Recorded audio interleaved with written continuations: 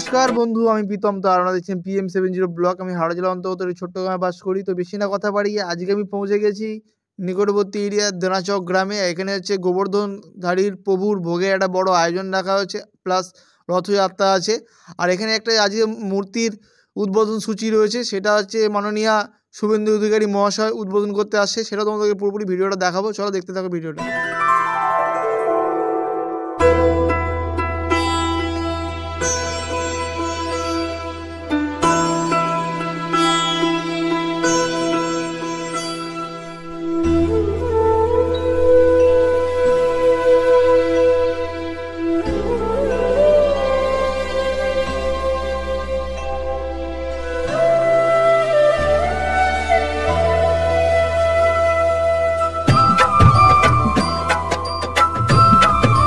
Gobardhandhari programme যে আয়োজন রেখেছেন, তো আজকে মানে এটা কত বছরের পুজো? আর গোবর্ধনধারী মন্দির 500 বছরের প্রাচীন এবং গিরি গোবর্ধনধারী যে ভগবান, এই বিগ্রহ ভগবান শ্রী রামচন্দ্র নিজের হাতে তিনি সৃষ্টি করেছিলেন। তো যেই কারণে শ্রী রামচন্দ্রকৃত বিশ্বের অদ্বিতীয় মূর্তি ভগবান গোবর্ধনধারী। ভগবান কৃষ্ণের যেই অষ্টভুজ রূপ, এটা কেবলমাত্র এই গোবর্ধনধারী স্বরূপেই দর্শন হয়। পরবর্তীকালে মাধবেন্দ্র পুরী কর্তৃক বৃন্দাবন থেকে উদ্ধার হয়েছিলেন। তৎপরবর্তী সময়ে মহাত্মা কুচমন দাস বাবাজি কর্তৃক বৃন্দাবন থেকে এই স্থানে অর্থাৎ দেরিয়াচক শ্রীপাঠে আগমন হয়েছিল ভগবান। তো আপনি তো এত কিছু বললেন, আর মানুষজনকে এটা জানার আগ্রহী রয়েছে যে আপনাদের এই মন্দিরের প্রাচীনত্ব কি আছে? মন্দিরের প্রাচীনত্ব এই বিগ্রহই খুবই প্রাচীন, কারণ যেই বিগ্রহ আজকে দর্শন হচ্ছে এখানে, এই বিগ্রহ সারা পৃথিবীতে মাত্র একটিই রয়েছে, ভগবান কৃষ্ণের যে অষ্টভুজ রূপ। হ্যাঁ, এবং এই বিগ্রহ হচ্ছে স্বয়ম্ভু বিগ্রহ, কোনো শিল্পীর দ্বারা নির্মিত বিগ্রহ বা প্রতিষ্ঠিত বিগ্রহ নয়। তো আচ্ছা, প্রথমত আজকে যে আপনাদের ভোগের আয়োজন রেখেছেন, তো মানুষজনকে আপনারা কত লোকের আয়োজন রেখেছেন? আজকে প্রায় 10 থেকে 12,000 ভক্তের প্রসাদ সেবা রয়েছে। যারাই আসবেন মন্দিরে অন্ন সেবা করেই যাবেন। ঠিক আছে, তো আপনি আপনার মধ্য থেকে আপনার কি বার্তা দিতে চান মানুষজনকে? আমরা মানুষজনকে এই বার্তা দিতে চাইছি যে সনাতন ধর্মের যে সমস্ত প্রাচীন ঐতিহ্যমণ্ডিত মন্দিরগুলি রয়েছে, সেই মন্দিরগুলো বিধর্মী দ্বারা আক্রান্ত হচ্ছে। এবং গোবর্ধনধারীর ইতিহাসও যদি দেখা যায়, এই বিধর্মী অর্থাৎ মুসলিম শাসনের সময় এই গোবর্ধনধারী বিগ্রহকে গোবর্ধন পর্বতে তার যিনি সেবক ছিলেন শ্রীকৃষ্ণের প্রপুত্র বজ্রদেব, তিনি হয়ে তার সেবা পুজো বন্ধ করে ভগবানকে মাটির স্তূপে চাপা দিয়ে তিনি চলে গেছিলেন। পরবর্তী সময়তে সেই বিগ্রহ মাধবেন্দ্রপুরীকে স্বপ্নাদেশ হয়ে সেই বিগ্রহ উদ্ধারিত হয়েছে।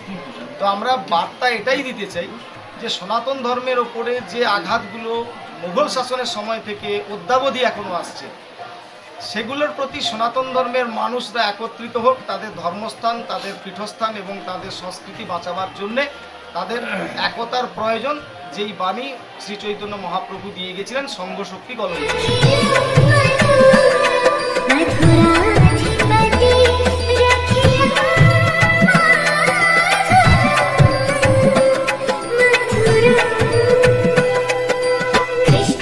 আজকে রাখা হয়েছে গোবর্ধনধারী পুজোর 12,000 লোকের আয়োজন, আর প্রভুর ভোগ সেবা চলছে, সেটা তোমাদেরকে পুরোপুরি ভিডিওর মাধ্যমে দেখাচ্ছি। দেখো, মানুষজন আসছে, প্রভুর ভোগের সেবা নিচ্ছে।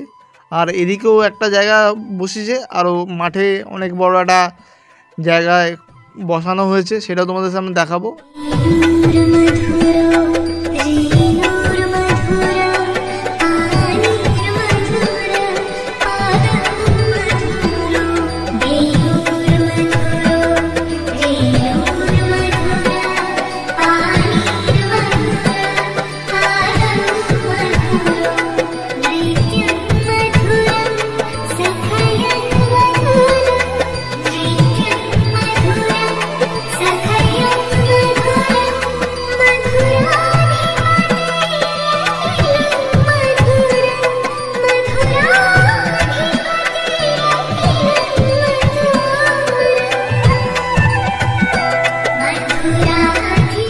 ইতিমধ্যেই পৌঁছায় মাননীয় শুভেন্দু অধিকারী মহাশয়। আজকে উনি ইনভাইটেড ছিলেন গোবর্ধনধারী মন্দিরে শ্রীকৃষ্ণের মূর্তির উদ্বোধনের জন্য, আর সেই ভিডিওটা তোমার সামনে তুলে ধরছি।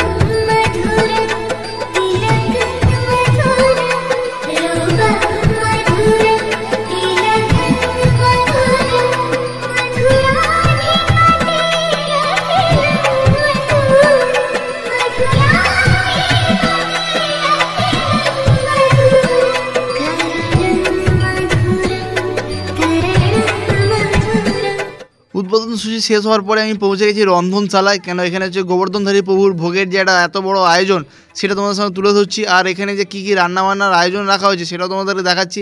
আর এখানে দেখতেই পাচ্ছ যে কত পরিমাণে সবজি রাখা হয়েছে আর মানুষ আসছে, তাই প্রভুর ভোগ এখনও অবধি রান্নাবান্না চলছে।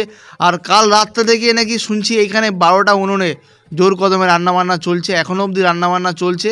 আর প্রভুর ভোগ হিসেবে রাখা হয়েছে কলার ছিচকি, সেটা তোমাদেরকে দেখাচ্ছি। এই দেখো এখানে অনেক বেশি পরিমাণে কলা ছিচকি রাখা হয়েছে, আর প্রভুর ভোগ মানেই কলা ছিচকি থাকবেই, আর সেটা তোমাদেরকে দেখাচ্ছি। দেখো বন্ধুরা,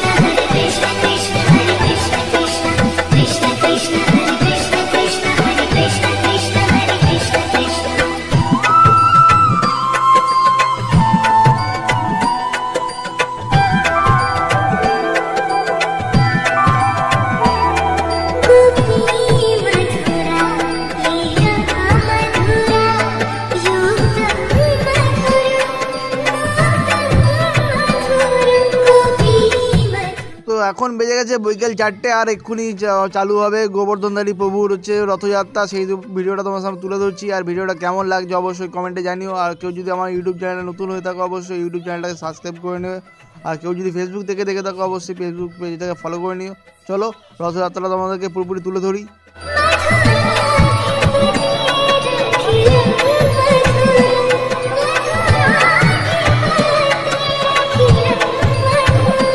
গোবর্ধনধারী প্রভু ইতিমধ্যেই বিরাজমান হচ্ছে রথের মধ্যে, আর সেই ভিডিওটা তোমাদেরকে সরাসরিভাবে দেখাচ্ছি।